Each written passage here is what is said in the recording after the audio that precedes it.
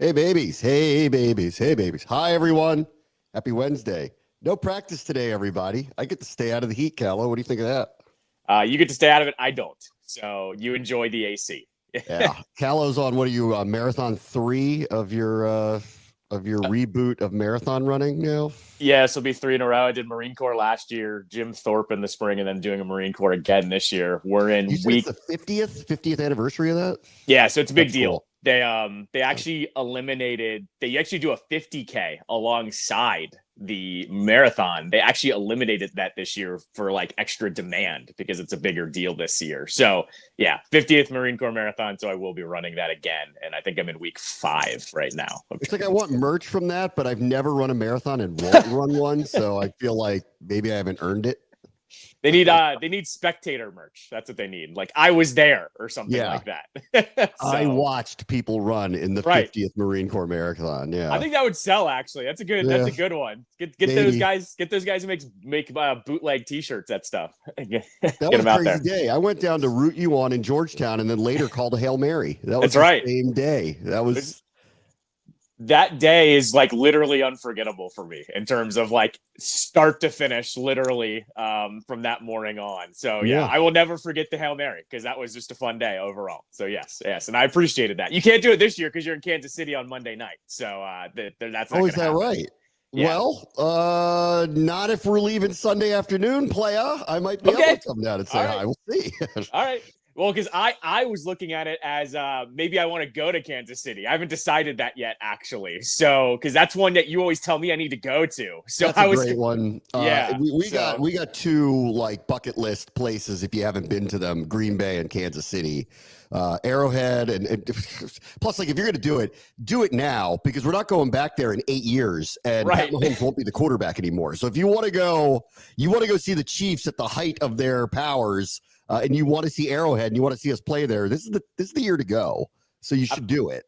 I'm already going to Lambeau. That trip is booked. So that's definitely happening. And now I'm with you. They might not even be at that stadium in 8 years either, like the way everything's going with Right. their stuff. So yeah. That place is a dump. I mean, like I'll tell you, it's a dump, but like it's a cool dump. You know, Yeah. it's one of those. It's like I've done a lot of talking about RFK with people because the legislation's probably going to go through in the next 6-8 weeks, whatever it is. So I'm hoping it's really going to happen. So I've done a lot of interviews with people about going back to RFK, bringing back the old jerseys. Everybody wants to wink, wink, wink. What do you think that means? Whatever, and all that other stuff. But like Arrowhead's going to be gone. Within the next 10 years. It is a dump. It reminds me of the old RFK because the old RFK, but it's like a cathedral. Like you have to see it.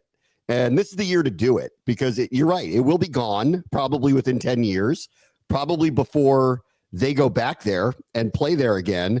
And if you're going to go see Arrowhead with our team, like go see them play Mahomes. Like this is the year to do that, really. So you say Mahomes, I say Jaden. Like that's it. I have the excuse of all excuses now to start traveling to more games. Like you're getting a Jaden Mahomes game, right on Monday night. Like on Monday night, like that's insane. So that's right.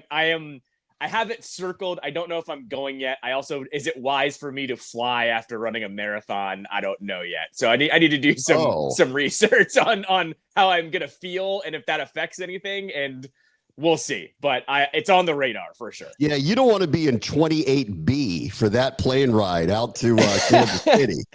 I mean, I'm actually not as concerned about that as it is like, how will my body hold up in stadium seating for like 3 hours? Because I'm not going to want to move. So that's more about like what I'm about. Like that's a lot of moving around for the next day. As you know, after I've ran these marathons, it's comedy watching me just sit into a chair. So that's, we'll see how it goes.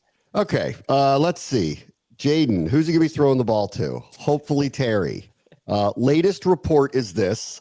So this is one of those that you have to decide whether you think this is a really accurate report. Tony Pauline's been covering the league from the insider side and mainly from the NFL draft side for a long time. So he has a lot of sourcing within front offices, and it typically is in and around the draft. But there are days where he puts out reports, and his said today that he believes, well, one, I'll just say this, and this part I also agree with, that the deal's going to get done sooner rather than later. And I think that was not because he knows that Terry's camp and the Commanders are definitively close. All of his sources says what I landed on yesterday, which was cards are on the table now, guys. This is going to get done really soon, or it's going to ramp up to an 11. And nobody wants it to ramp up to an 11. So I agree with this part of it. If just knowing how this stuff works, the second they finally said, guess what, guys, this is kind of what he wants, and didn't attribute it to anything, but clearly leaked a little bit out about what he's asking for. Now, go have your conversations about that now. This is going to bring everybody back to the table to circle this back in. The Commanders, if Terry was asking for something that Justin Jefferson or CeeDee Lamb got, they actually did him a favor by not saying a word about that, okay, for months, because that was never going to happen. At least I don't think it was ever really going to happen. Now that it's out on the table, Tony Pauline is saying this is going to get done sooner rather than later. And again, I think he's saying that because his sources believe that it will, because this is the point that I've reached to, where it's, all right, we now kind of know what you want. We now kind of know what the Commanders are thinking about the whole thing. It's time to get a deal done, or I don't know what. And I'll go back to the original premise of the whole thing, which is he wants to be here and they want him here. And therefore, something's going to get done. So I agree with that part of it. It is worth saying, how fast the hold out went to a hold in, right? Yes. Like, it was not so intense that he stayed away for over a week, right? Like, we're even hearing the report now that Trey Hendrickson is going to report to Bengals camp. Yes.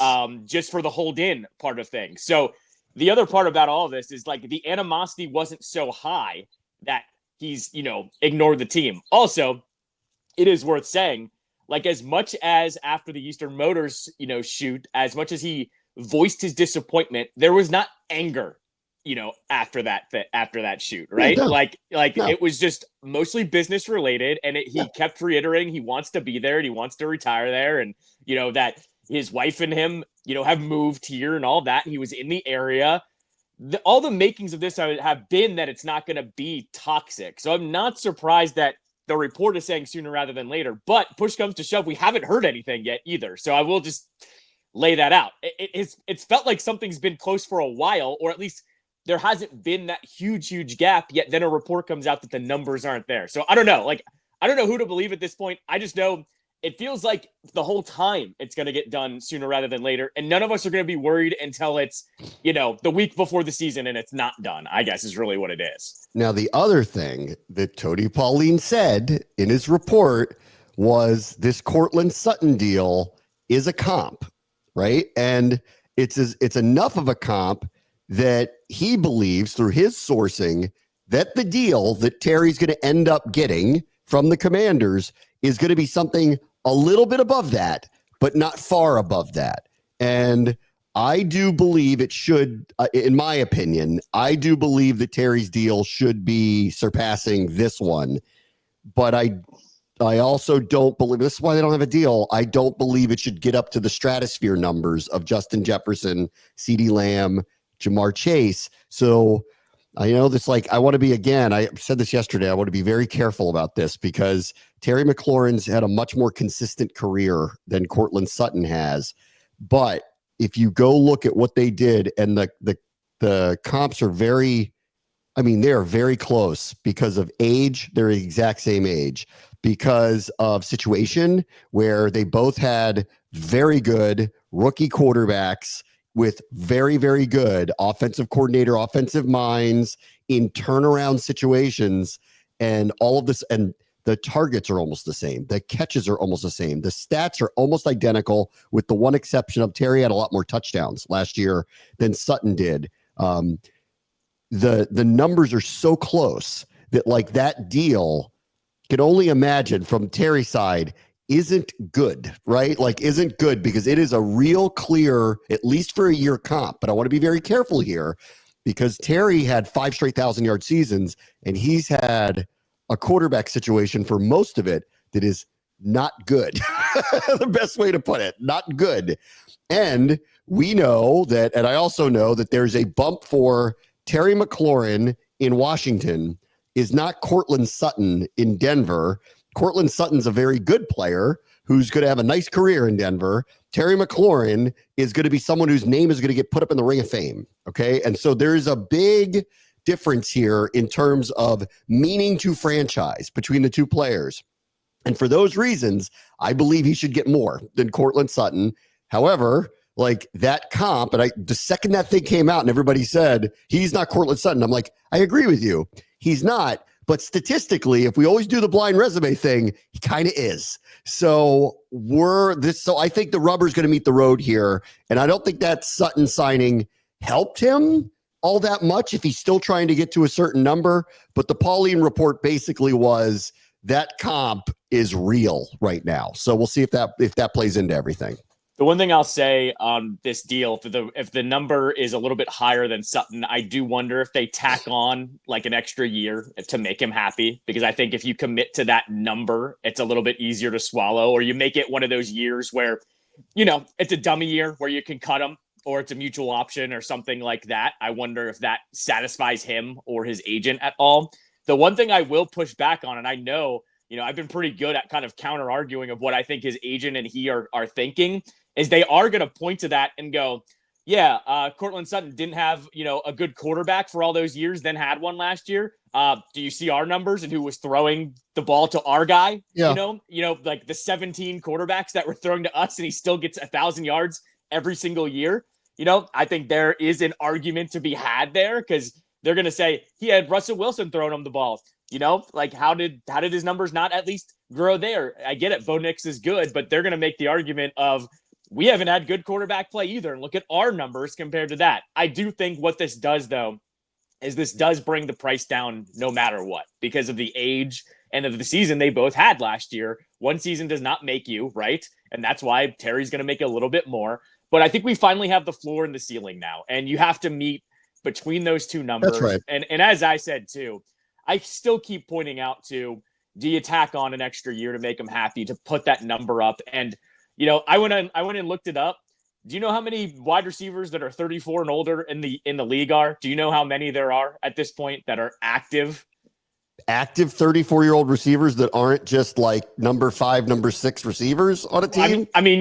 He should be, but he's not. But it's one, and it's Adam Thielen. That's it. Like that's the list. So in terms of like how this age thing also plays out is the team is right by playing carefully about this, because if they hand them a 4-year deal, they'd be staring at probably one of the only 34-year-olds, unless of course, this wide receiver class, keeps going, which wouldn't be surprising with Brown and Metcalf and they're physical freaks like that. But I'm just saying that age number is legit too, especially when you look at who's in the league right now. Yeah. I just want to say this too, and I'm hoping that it's just going to be a topic until it gets done. I just want this over with. I think I would think Terry wants this over with. Like I never thought it would get to this point. Never thought that. And that's what a lot of people said when when all the, national media showed up, and I was talking to some of the guys walking around and they're like, we never thought this one would get to this. They thought because of what was going on with Hendrickson, they're not surprised, that it got really acrimonious and it got very public and the numbers are way, way, way off. And he is wildly for this year underpaid. And so they had to do something about it. Terry is not wildly underpaid, even on the contract that he's currently on. You could argue he needs a bump. I'd argue he should get a bump. You could argue he should get another year or two tacked on. I would argue he should get another year or two tacked on. But the fact that it's gone on this long, he's actually missed some time and he's still not practicing. I never saw this coming. It's time for this to be over. Really, honestly, it's time for this one to be over. This one has been protracted out. And the last thing I'll say about it, I'm not blaming him on this because it's both sides. They haven't really agreed on something. So it's both sides. But of all things, the Terry McLaurin, what I think we love about him, he's never a distraction. He's never the distraction, ever. He's the one holding down the fort when everything else is going crazy around him, right? He's the one standing there going, it's fine, when the whole house is burning around him. And now that we're in the good times, and hopefully in the good times, I can't believe he's the distraction. And that's why I think I want this just to be over. It's time for this to be over. You want to be here. We want you here. Let's get this done. Come on. It also, I was kind of thinking about this yesterday because I know the fans were out there again for yesterday's practice. It probably had the effect at first of, Terry wanting to not be a distraction, but remind the team of how much the fans love him, right? Like there was, people were going crazy over him. He's signing 1 million autographs as Terry does, whatever. But I kind of thought about this yesterday where it probably also isn't helping him that all of the fans are showing this outpouring of love for him that he can't make the next step, right? Because what's the logical next step if they can't get a deal? He'd have to demand a trade. I just don't see that happening, especially with now you're interacting with the fans every day, that they're all telling you how much they love you and that they can't wait to see you back. You also, it might have the opposite effect too, with the way that Jaden Daniels and Bobby Wagner are acting, when he kindly came out there on Sunday, where they're pointing to him in the back of the jersey and Jaden's getting the chance going on SportsCenter.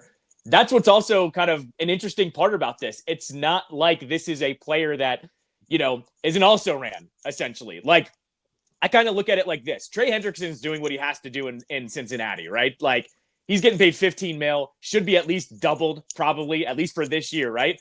But do you think fans are going to be chanting Hendrickson, or Trey when he comes back to camp? Like, there's 0% chance they're going to do that. He's like the 5th best player on that team in terms of popularity. So that's the other difference here that I think, that there's just another layer to all of this, that he's so beloved. Yes. I don't think he can make the next step to be traded to. That's why this gets done anyways. Like, that's why I think everyone's been landing. He's not a special anywhere else. Right. He's just a really good player on another team. And he's not going to be the guy that everybody, goes like, they'll find out about him because he's got this character. But like at this age, what could he expect to do? He belongs here, and I agree. Like there is you're Mr. Terry. Let's give you a bump for being Mr. Terry. Like, you're not Cortland Sutton in Denver. Cortland Sutton's a good player in Denver, but the whole stadium is chanting Cortland every day. Like that's not the case, or he's not going to be someone that they're going to look at and go, boy, we're going to remember him till the end of time. Like, so there is a difference between the two of them. Statistically, though, last year there wasn't. And so I think that's why come on, guys, let's just get in the room. Now that we've seen what is a baseline deal of a comp number, age, and performance over the last year in almost unbelievably similar scenarios with this coach, this rookie quarterback, they hadn't done anything in a long time. All of a sudden, it kind of turns around. Like, now that we have that and we acknowledge that Mr. Terry is more special than everybody else, and we account for that in terms of some compensation to show you we know what you mean to all of us. Let's get this over with. And to Terry, again, like, of all people, and I'm going to look, this will be over when it's over, and it's just going to be a blip on the whole thing, and it's not going to cloud my thoughts about him on his career at all. But he's been the one who has stood up in the face of so many things going wrong through the years and been such an incredible representative of the team that I just can't believe that even if it's just for a week or two, he's been a distraction. And it's just not him to be a distraction of the whole thing. So I'm hoping it comes to an end soon. I was trying to think about this on my show, and the only time I can remember Terry losing his mind a little bit was under Eric Bieniemy, and that was it. It was that the running moment, cardio.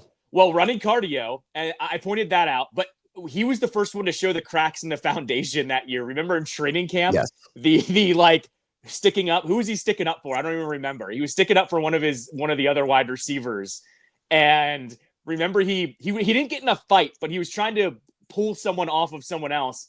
And Bieniemy yelled at him, and he yelled back at Bieniemy. That should have been our first sign of like, oh crap, this is going to be really bad.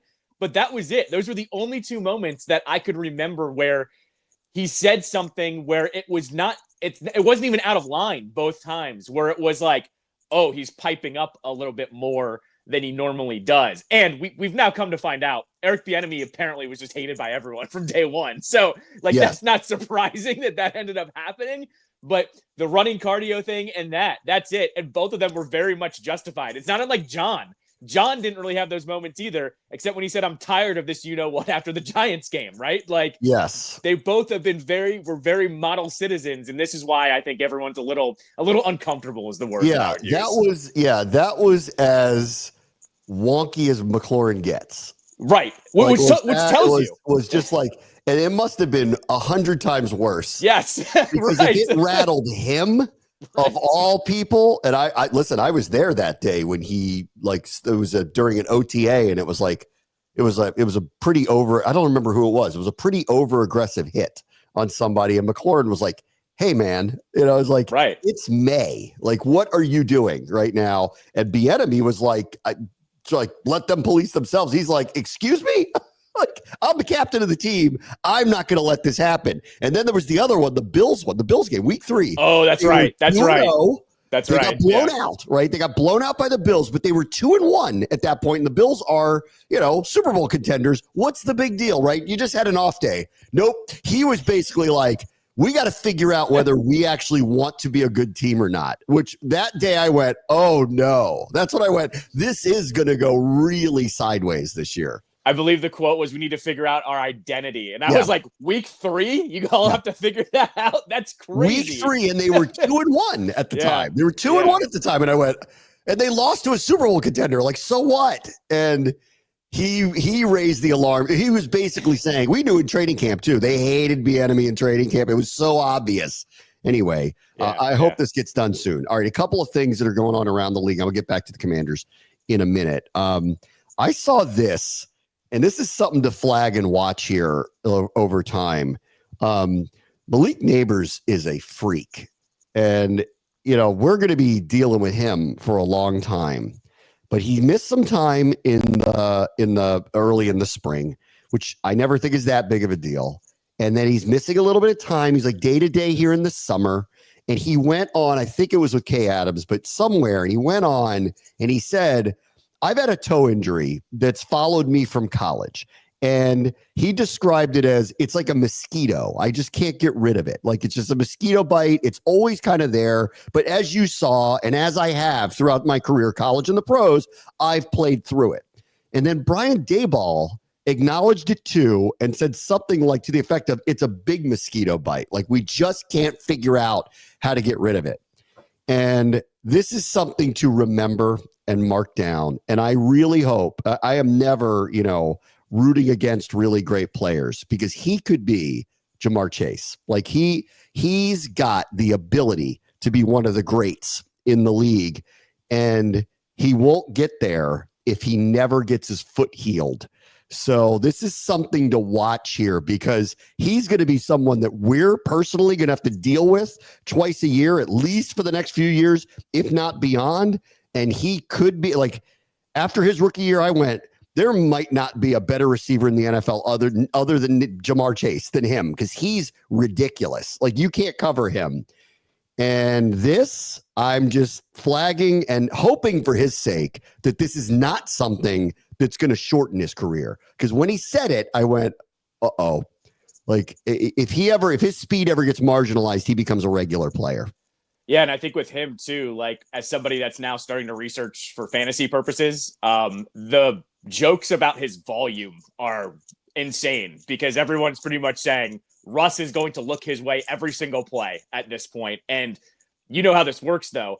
Volume is nice in fantasy. In real life, though, the wear and tear that puts on wide receivers is intense. Not to mention, he's going to be double, possibly triple teamed like Megatron used to be, because I think he's the only option there that's going to get open.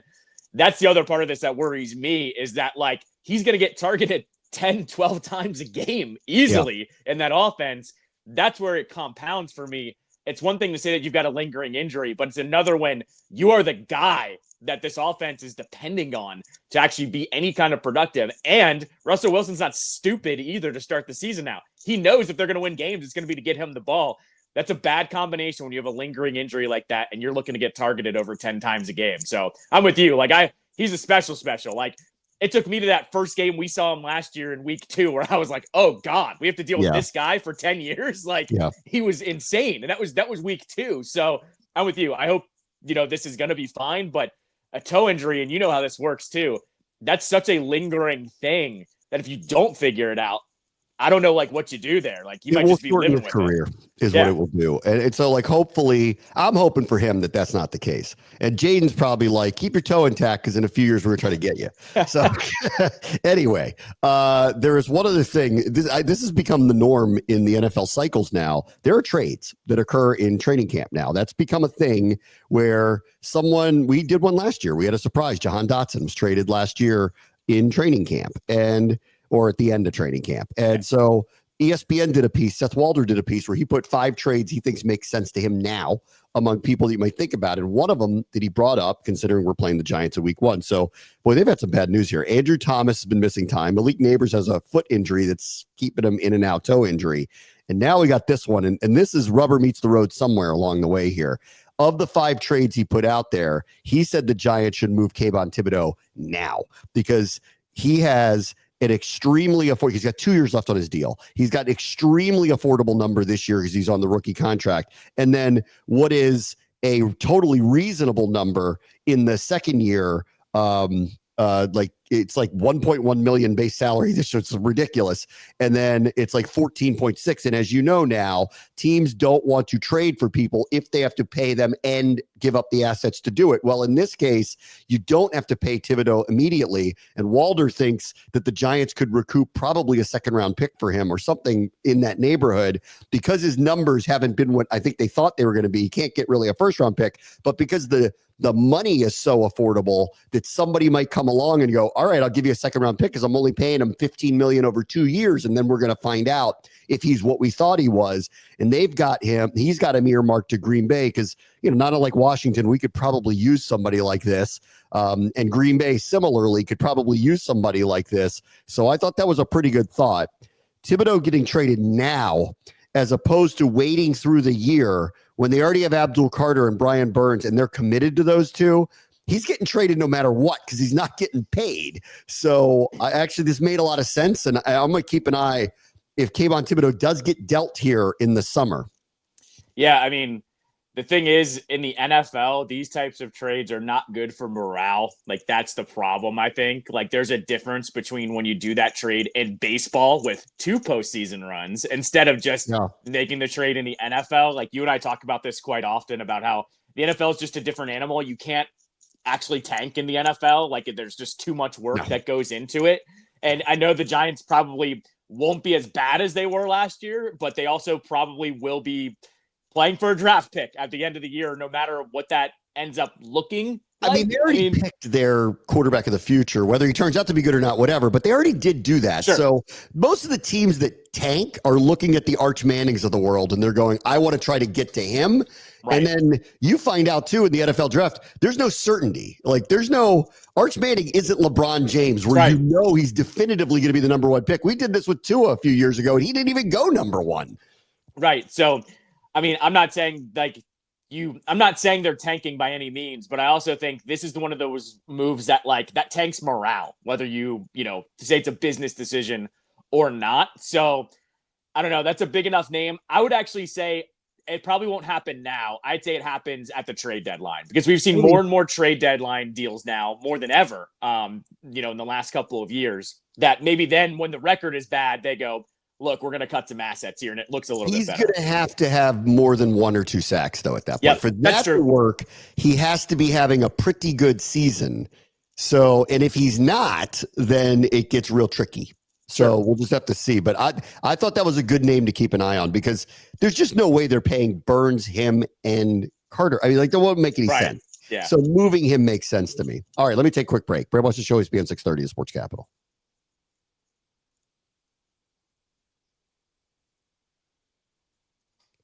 All right, welcome back. Michael Wilbon is sick of coverage of the Dallas Cowboys on the network he works for.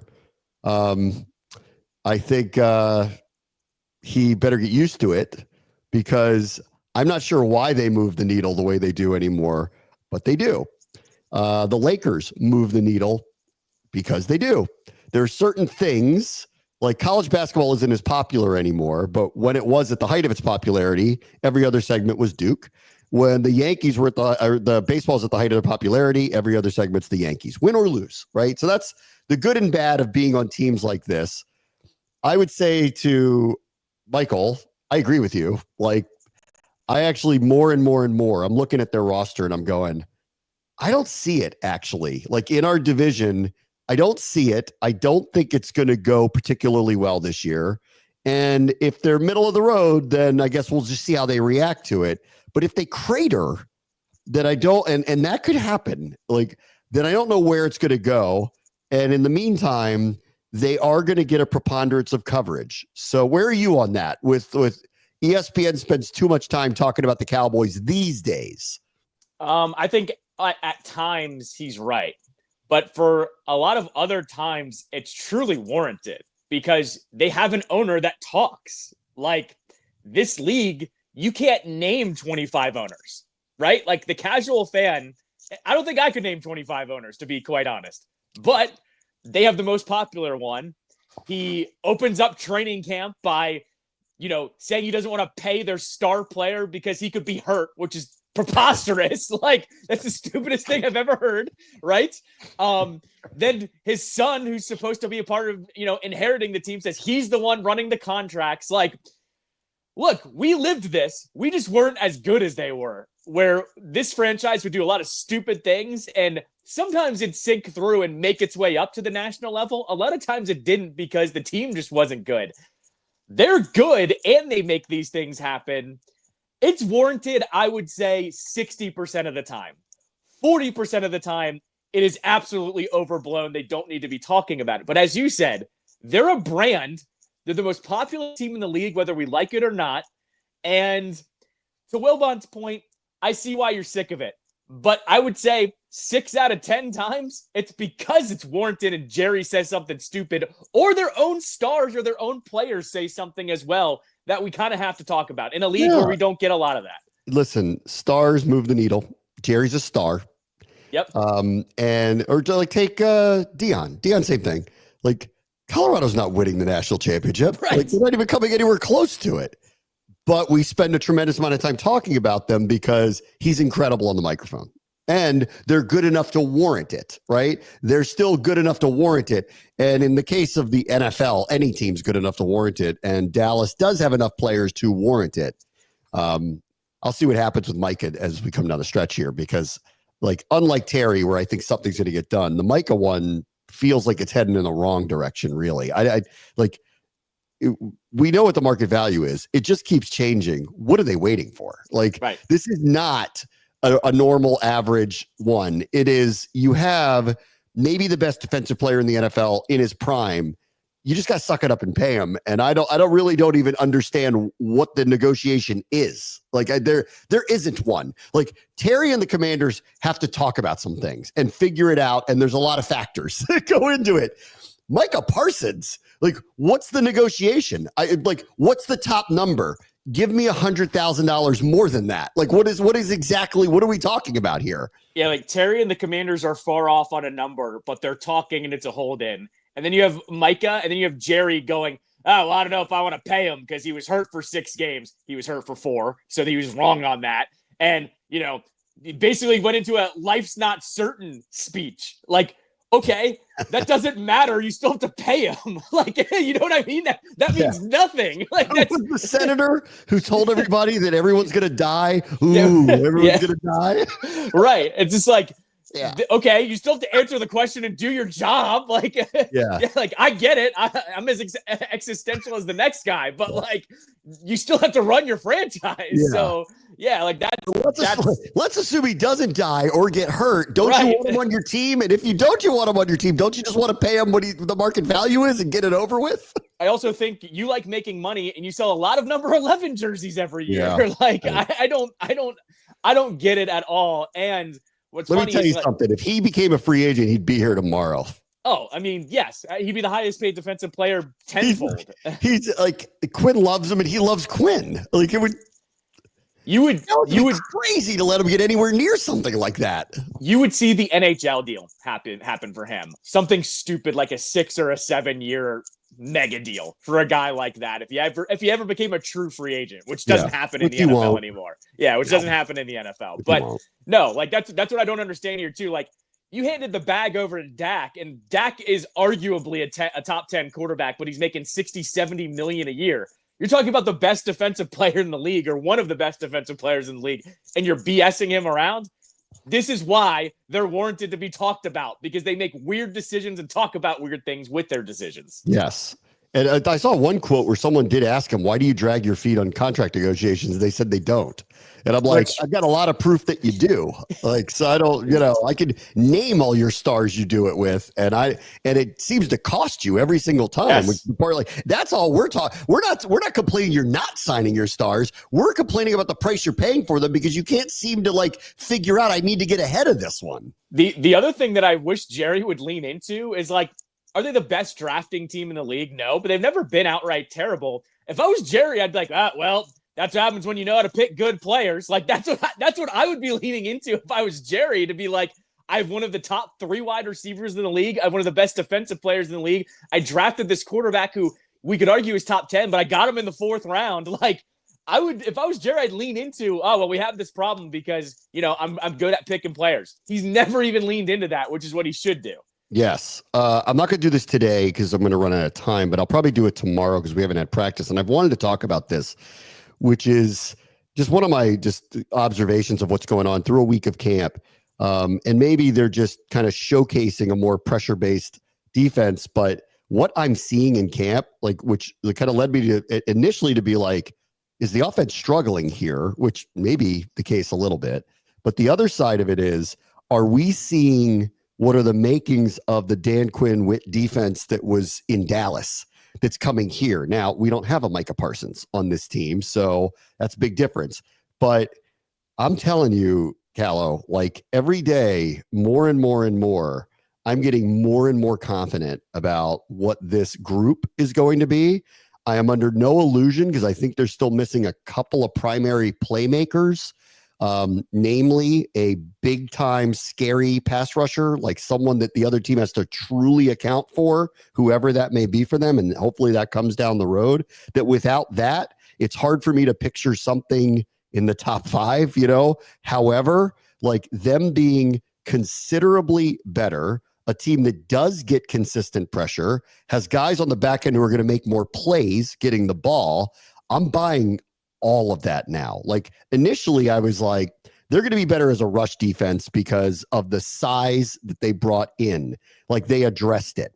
Now I'm watching them in practice, and what the pressure packages that they're using reminds me of what they were doing in Dallas. And I think we're going to see something a lot closer to that this year. Whether they have the players to pull off a top 5 defense like the one that Quinn had and Witt had in Dallas a couple of years ago, I don't know. Whether they have the personnel to do it, but I think they're going to be causing more turnovers, wreaking more havoc. And I think they feel so comfortable with their back end now that they feel liberated to do it. That's what I'm seeing in practice. No, I mean, this goes back to what I've kind of said this training camp going into the season is, we don't need you to be top 5. We need you to be back to middle of the road and comparable and get a couple more stops a game. And that's going to help the offense out. I'm starting to see it just mainly from like what I'm seeing is that secondary is what's actually hyping me up more than anything. That seems to be coming together. That defensive line needs to be, once again, just good enough. And it seems like the secondary can kind of hold up their end of the bargain. I'm really excited about all of the pieces that have come together there. So I see it. I don't know how you feel about this. Would you be surprised if they sign another edge rusher by the time the season rolls around? Like, there's still some names out there. Like, Zadarius Smith is still out there. Like, he was traded at the deadline last year. I keep pointing to someone like that. I feel like there still could be one more pass rusher just because the names are still out there. It's not like it's kind of dried up from a couple months ago. Like, Von Miller was the one guy that got signed. I'm still seeing a bunch of names that they could add and probably make it better. Very possible. Very possible. Honestly, like, if Thibodeau was available and they'd be willing to trade him in the division, which I doubt they would, at that price point, I think that'd be interesting to talk about. One other real quick NFL thing that I saw this. Apparently, Ben Johnson is a screamer. This is perfect. Okay, this is perfect. the Bears fans as a fan base have become unhinged a little bit. Like they really have. I never thought of them that way, but through the last few years, and especially we saw it firsthand last year, they got real unhinged. And now it appears as if they got the guy who gets unhinged real fast. So you kind of mirror your fan base sometimes, and it looks like they got him because apparently he totally dressed down Luther Burden in practice the other day to the point where the reporters were like, whoa, like when they saw him do it. You know, I don't want to call this, but like I see the train wreck starting here already. There was already, and I hate to put any kind of credence into it, but like Caleb had a rough beginning of camp, and like I said, I don't know how much we put into it because I don't want to put a lot into it. But like you and I know how this works. We know how that market works specifically. Yeah. I'm just sitting in the back of the room with my arms crossed. Like I want to watch this go down because I don't know. I'm already seeing things that worry me about that team. That's right. All right, let me take a quick break. Bram wants to show his be at 6:30 to Sports Capital. All right, welcome back. Quick moment here. The Nationals apparently are still fielding offers for their ace, McKenzie Gore. Sounds like they could get a pretty good package from somebody. So I'm assuming they're going to do this, right? Like that. You don't dangle it out there and get a bunch of high-profile packages and not accept one, right? So what I've kind of said with the Gore talks is it's going to take, I think, somebody in their division mate to have to start bidding on him to get the package they want. I'm seeing a couple of reports where like some teams are reluctant to include a top prospect, and basically the Nats are going, that's a non-starter, which is good. I'm glad they're doing that because you don't have to trade him now. You can trade him in the offseason as well and probably get a very similar package for him. I do think it's ramping up here. Like, I think I was at about a 50-50 last week. I think I'm at about a 70-30 that he's going to get traded. It also, like, same thing as not the same intensity as the Soto trade a couple years ago, but you're starting to look at it and you're going, he's a Boris client. They're going to take you all the way to the end of the contract anyways. If you're not going to be good enough to compete in that contract window, you might as well try to get the most you can for him right now. It's starting to just make more sense that you move on from him at this point. And I don't mean that in a good way. I mean that you're so non-competitive. You've got to start looking at it like this. It's going to change the league. He's going to be somebody's number one starter or number two starter if they already have an ace, essentially. So I think he gets moved. And I think once again, they're going to get a haul. They're going to get at least two top prospects for him, which is exactly what this team needs right now. And you get 3 postseason runs. That's right. Correct. Exactly. 3. Correct. Exactly. We are masters at that, giving people 3 postseason runs. You got it. It's kind of insane at this point that Scott Boras has altered the league, that he has gotten to the point now where his client, if they're good enough, the team gets spooked and has to trade them before the contract is up if they're not competitive. Is everyone else doing this, or is this just us that we've gone, we're anti, like we're wearing shorts that says Boris with a line through it? Like, no. Are we the only ones doing that? I think it does matter on the trajectory. Like, I think if this is the Nats in 2012, they don't care because you're going to run 3 years with Gore and then see how it is with your postseason runs anyways. I think other teams are going through this if they're not competitive at the moment. So it does matter. Like, you grin and bear it if you're a competitor, right? They're not. So this is where we're at. One other quick thing before we go today. I watched Happy Gilmore 2 last night. Have you seen it yet? I've not. Is it worth it? Is it worth watching, or is it just a cameo fest? Okay, so I thought the critical reviews of it, which haven't been particularly great, I thought were way off here. Oh, okay. I'll just say this. Number one, what did you expect? Okay, that's number one. Like, that movie is a classic. And to actually do something this many years later that would even come anywhere close to like leveling up to that, I think you're out of your mind. Like that was ever going to happen. This, like, I love that movie, the first one, Happy Gilmore. But because this was coming out, I watched it with Archer the other day. He loved it. Like it's forever. The whole premise of it's incredible. Like, now some of the cameos of that one are kind of like, because he's like, who's Bob Barker? So I have to like explain who Bob Barker is now, like whatever. But like, so there was no in my, like, I went in with an open mind that this is not going to be that. And I think that's the important part of it. 2, like, I actually thought the first few minutes are great. I mean, like great. It sets it up really, really, really well. The story I thought that they did was great. Like, not to be a spoiler, but they're basically making fun of the state of golf now by doing like a live on steroids is what they've done. But if you know the story of live and the PGA Tour, like the exaggerated part of this is actually really funny. Like it's really good. It's really well thought through. The cameos are a bit much, but they're not terrible. Bad Bunny's actually very good. Okay. That's what I've heard. Very good at this, right? Adam Sandler is terrific in this. I actually really thought like this was I was going to watch it no matter what, but I saw what everybody said about it. And I'm like, I just lowered my expectations, but I actually thought it ended up because my expectations were lowered the way they were. I thought it was better than people were saying it was, and totally worth it. And totally nostalgic and hit a lot of the right notes. And there's a great scene where Shooter and Happy meet each other again in a graveyard with all the dead characters from the first one. I mean, I actually thought it was kind of pitch perfect. It's cheesy. It's a little ridiculous. And I had to stop and explain Live and the PGA Tour to give some context to everyone else who was in the room. I'm like, this is why this is funny. Like, because they were kind of like, this is ridiculous. And I go, it is, but if you understand what's been going on in golf right now, you'll get why this is actually really funny.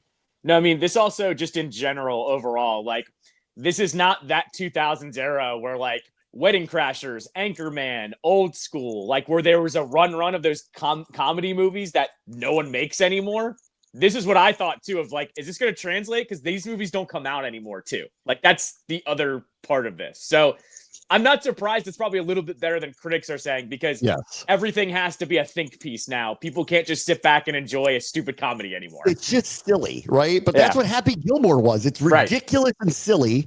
And that's what Adam Sandler's done forever. And sometimes that comedy hits it right on the mark and sometimes it's way off, right? Correct. That's him.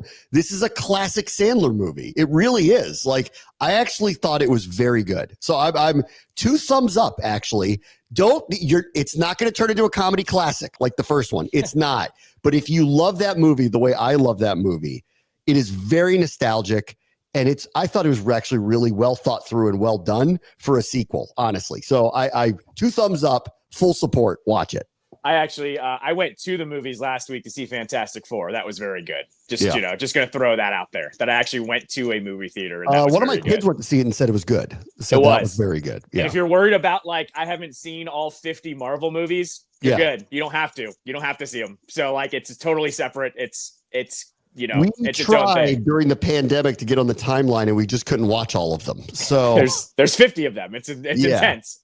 Couldn't do it. I actually want to see F1 too. I haven't seen that yet. And I do want to go see that. Yeah. All right, everybody. I'll talk to you tomorrow. Brave Boss Show is on 630, the Sports Capital.